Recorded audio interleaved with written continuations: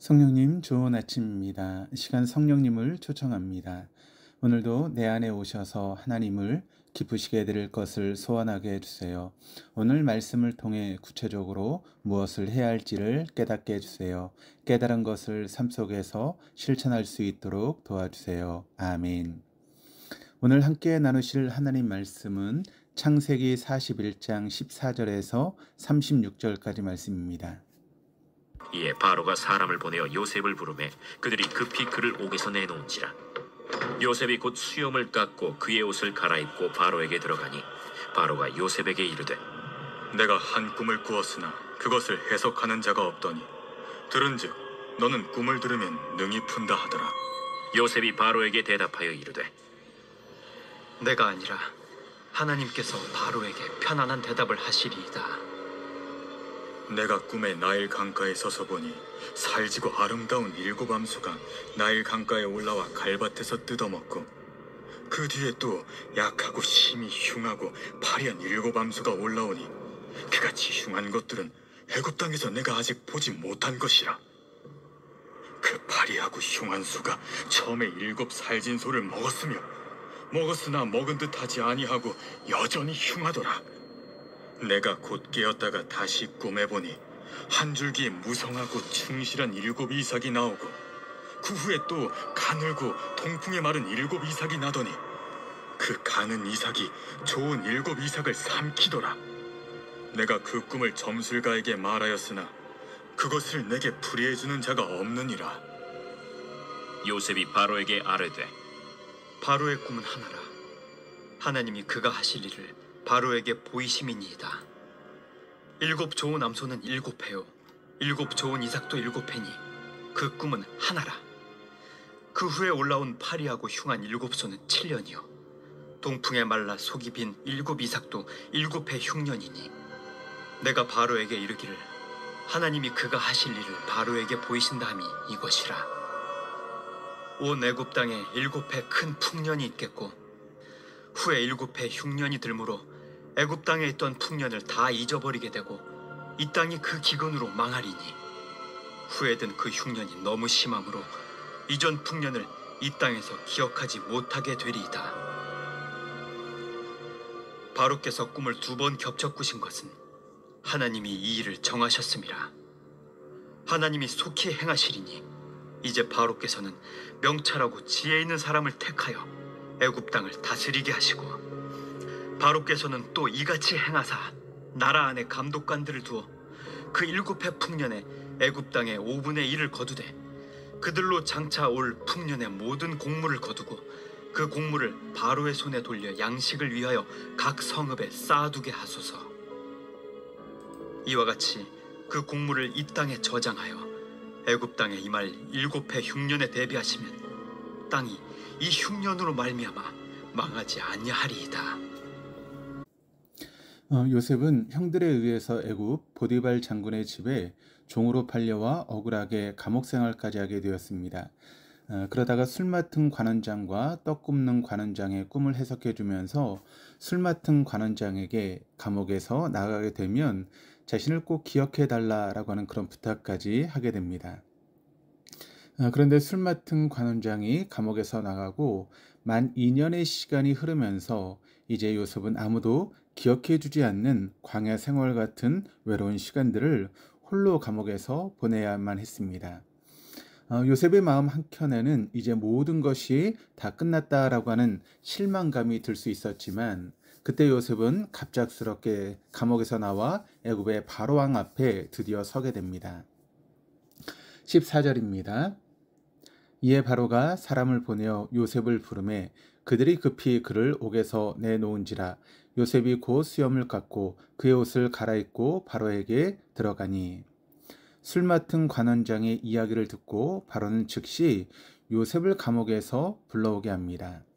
요셉이 감옥에 있을 때 술 맡은 관원장과 떡 굽는 관원장의 꿈을 해석해 준 것이 결코 우연이 아니라 지금 이 일을 위한 하나님의 계획 속에 있었다라고 하는 것을 우리는 생각해 볼 수 있습니다. 술 맡은 관원장이 복직하고 만 2년이 지나며 이제 아무도 감옥 속에 있는 요셉을 기억하지 못하는 것 같았지만 그러나 하나님은 요셉을 기억하고 계셨습니다. 15절에서 16절입니다. 바로가 요셉에게 이르되 내가 한 꿈을 꾸었으나 그것을 해석하는 자가 없더니 들은즉 너는 꿈을 들으면 능히 푼다 하더라. 요셉이 바로에게 대답하여 이르되 내가 아니라 하나님께서 바로에게 편안한 대답을 하시리이다. 바로는 요셉을 보자마자 먼저 말합니다. 바로의 주변에 두었던 마술사들이나 지혜자들은 바로가 꾸었던 꿈을 아무도 해석하지 못했다라고 합니다. 아무도 자신의 꿈에 대한 명쾌한 해석을 내놓지 못하는 상황에서 술 많은 관원장에게 전해들은 요셉의 존재는 바로에게 한 줄기 빛과 같았습니다. 바로의 말을 들은 요셉은 침착하게 내가 아니라 하나님께서 편안한 대답을 하실 것이다 라고 대답을 합니다. 바로가 요셉을 감옥에서 기껏 끌어내어 불렀는데 내가 아니라는 요셉의 대답은 바로 앞에서 하기 어려운 말일 수 있습니다. 바로가 요셉에게 너는 꿈을 들으면 능히 푼다 하더라 라고 먼저 말했을 때 그냥 침묵하며 마치 자기가 잘나서 그런 것처럼 넘어갈 수도 있었습니다. 요셉이 지금 죄수의 신분에서 완전히 벗어나기 위해서는 어떻게든 바로에게 자신의 능력을 증명할 수 있어야 됐기에 충분히 그럴 수 있는 상황입니다. 하지만 요셉은 내가 아니라 하나님께서 바로에게 편안한 대답을 하시리이다 라고 겸손히 말하며 철저하게 하나님만을 신뢰하며 높이고 있습니다. 지금까지 요셉은 극한 고난 가운데서도 하나님께서 자신과 함께 하신다는 것을 단 한순간도 잊지 않았던 것입니다. 우리가 무언가를 잘해서 주변 사람들이 우리를 높이려고 할 때 겸손한 척하지만 은근슬쩍 나 스스로가 잘나고 열심히 노력해서 얻은 것이라고 스스로에게 영광을 가지려고 하는 유혹을 받을 때가 참 많습니다. 우리가 무엇을 하든지 날마다 하나님만을 의지하며 우리의 모든 것을 통해 오직 하나님께만 영광 돌릴 수 있어야 하겠습니다. 17절에서 21절입니다. 바로가 요셉에게 이르되 내가 꿈에 나일 강가에 서서 보니 살찌고 아름다운 7 암소가 나일 강가에서 올라와 갈밭에서 뜯어먹고 그 뒤에 또 약하고 심히 흉하고 파리한 7 암소가 올라오니 그같이 흉한 것들은 애굽 땅에서 내가 아직 보지 못한 것이라. 그 파리하고 흉한 소가 처음에 7 살찐 소를 먹었으며 먹었으나 먹은 듯하지 아니하고 여전히 흉하더라. 내가 곧 깨었다가. 바로는 요셉에게 자신의 첫 번째 꿈을 설명합니다. 그런데 1절에서 4절에 나타난 바로가 꿈을 꾸는 장면의 설명보다 자신의 생각을 더 추가해서 말을 합니다. 19절에 그같이 흉한 것들은 애굽 땅에서 내가 아직 보지 못한 것이라 라고 하는 말과 21절에 먹었으나 먹은 듯 하지 않고 여전히 흉하더라 라고 하는 말을 덧붙이고 있습니다. 바로는 꿈에서 본 내용에 자신의 생각을 더하여 그가 꾼 꿈 때문에 얼마나 큰 두려움을 느끼고 있는지를 잘 보여줍니다. 22절에서 24절입니다. 다시 꿈에 보니 한 줄기에 무성하고 충실한 7 이삭이 나오고 그 후에 또 가늘고 동풍에 마른 7 이삭이 나더니 그 가는 이삭이 좋은 7 이삭을 삼키더라. 내가 그 꿈을 점술가에게 말하였으나 그것을 내게 풀이해 주는 자가 없느니라. 바로가 두 번째 꿈을 설명합니다. 이번에는 스스로 더하는 것 없이 5절에서 7절에 나타난 바로의 두 번째 꿈과 동일하게 설명합니다. 25절에서 31절까지 말씀입니다. 요셉이 바로에게 아뢰되 바로의 꿈은 하나라. 하나님이 그가 하실 일을 바로에게 보이심이니이다. 7 좋은 안소는 7회요 7 좋은 이삭도 7회니 그 꿈은 하나라. 그 위에 올라온 파리하고 흉한 7소는 7년이요 동풍에 말라 속이 빈 7 이삭도 7회 흉년이니 내가 바로에게 이르기를 하나님이 그가 하실 일을 바로에게 보이신다 함이 이것이라. 온 애굽 땅에 7해 큰 풍년이 있겠고 후에 7해 흉년이 들므로 애굽 땅에 있던 풍년을 다 잊어버리게 되고 이 땅이 그 기근으로 망하리니 후에 든 그 흉년이 너무 심함으로 이전 풍년을 이 땅에서 기억하지 못하게 되리이다. 성경의 다른 번역본들을 보면 25절의 제일 앞부분에는 그때라고 하는 의미를 가진 단어가 들어가 있는 경우가 많습니다. 그러니까 요셉이 바로가 꿈에 대한 이야기를 듣고 나서 따로 기도하거나 생각할 시간을 갖지 않고 그때 바로에게 꿈을 해석을 한 것입니다. 지금 이 일은 하나님께서 하신 일이기에 요셉은 하나님을 통하여 바로 대답을 할 수 있었습니다. 요셉은 초조한 상태로 꿈의 해석을 기다리는 바로에게 두 가지의 꿈은 결국 하나라고 말합니다. 그리고 그 꿈은 하나님이 앞으로 애굽 땅에서 행하실 일을 바로에게 보이시는 것이다 라고 설명합니다. 이어서 요셉이 바로의 꿈을 해석합니다. 7 암소나 이삭은 7년을 가르치며 7년에 큰 풍년이 오고 7년간 심한 흉년이 올 것을 말합니다.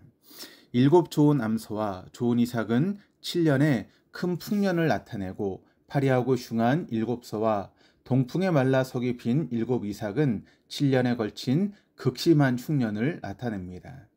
그런데 그 흉년이 얼마나 극심한지 이전 7년간의 큰 풍년은 잊어버릴 정도로 애굽 땅을 망하게 할 만큼 위협적이라고 합니다. 바로의 꿈은 7년간 극심한 흉년이 올 것이기에 앞으로 먼저 7년간 오게 될 풍년의 때를 잘 준비할 것이 중심 내용이라고 할 수 있습니다. 32절입니다. 바로께서 꿈을 2번 겹쳐 꾸신 것은 하나님이 이를 정하셨습니다. 하나님이 속히 행하시리니.